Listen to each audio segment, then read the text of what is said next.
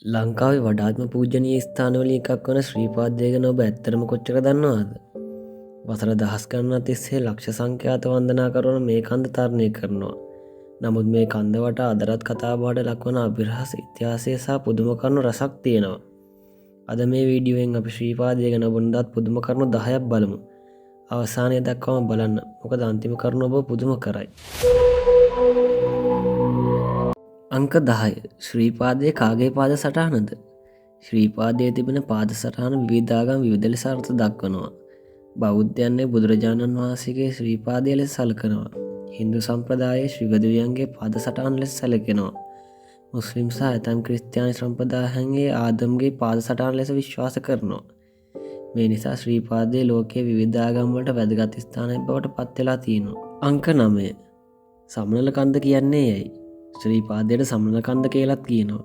එක් අදහසකට අනුව සමනලයන් විශාල වශයෙන් මේ ප්‍රදේශයට පැමිණි නිසා එම නම ලැබී තිබෙනවා. තවත් ජනප්‍රවාදවලට සමන් දෙවියන් සමගද මෙම නාමය සම්බන්ධ කර තිබෙනවා. අංක 8. හිරු උදාවේ පෙනෙන ත්‍රිකෝණාකාර සෙවණැල්ල. ශ්‍රීපාදයේ සිට හිරු උදාව බලන අය බොහෝ දෙනෙක් කතා කරන දෙයක් තමයි කන්දෙන් පෙනෙන පරිපූර්ණ ත්‍රිකෝණාකාර සෙවණැල්ල. මේ කන්දේ හැඩේ හිරුගේ පිහිටීම සහ වායුගෝලීය තත්ත්වයන් නිසා ඇතිවන ස්වභාවික සංසිද්ධියක් ලෙස විද්‍යාඥයන් පැහැදිලි කරනවා. අංක 7. වසර දහස් ගණනක වන්දනා ඉතිහාසය. ශ්‍රීපාදයට වන්දනා ගමන් කිරීම ඉතා පැරණි සම්ප්‍රදායක්. ඉතිහාසඥයන් පවසන්නේ ශතවර්ෂ ගණනාවක් තිස්සේ විවිධ රජවරුන් භික්ෂූන් සහ සාමාන්‍ය ජනතාව මෙම කන්ද වන්දනා කළ බවයි. අංක 6. ලෝක සංචාරකයන්ගේ සටහන්. පැරණි සංචාරකයන් අතරින් මාකෝ පෝලෝ වැනි අය ශ්‍රීපාදය ගැන සටහන් තබා තිබෙනවා. ඔවුන්ගේ ලේඛනවලින් මේ ස්ථානයේ එදත් ජාත්‍යන්තර අවධානය දිනාගත් බව පේනවා. අංක 5. ශ්‍රීපාදයට යන මාර්ග කිහිපයක්. නල්ලතන්නිය, රත්නපුර, කුරුවිට, පලාබද්දර වැනි මාර්ග කිහිපයකින් ශ්‍රීපාදයට ළඟා විය හැකියි. ඒවායේ දුර දුෂ්කරත්වය සහ ස්වභාවික දර්ශන වෙනස් වෙනවා. අංක 4. සොබාදහමේ අසිරිය. ශ්‍රීපාදයේ වටා පිහිටි වනාන්තර ශ්‍රී ලංකාවේ වටිනා ජෛව විවිධත්ව කලාපවලින් එකක්. දුර්ලභ ශාක, පක්ෂීන් සහ සතුන් රැසක් මෙහි ජීවත් වෙනවා. අංක 3. වන්දනා සමයේ විශේෂ අත්දැකීම්.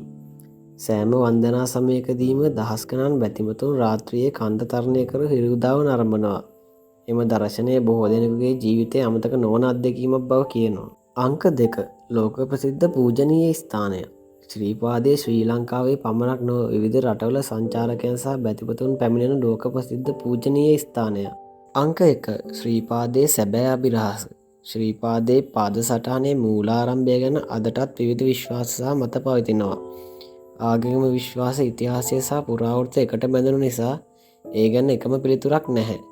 ඒ නිසාම ශ්‍රීපාදයේ අදත් ලක්ෂ සංඛ්‍යාත ජනතාවගේ ගෞරවය සහ ආකර්ෂණයට ලක්වන ස්ථානයක්. ඔබ ශ්‍රීපාදයේ වන්දනා කරලා තියෙනවද?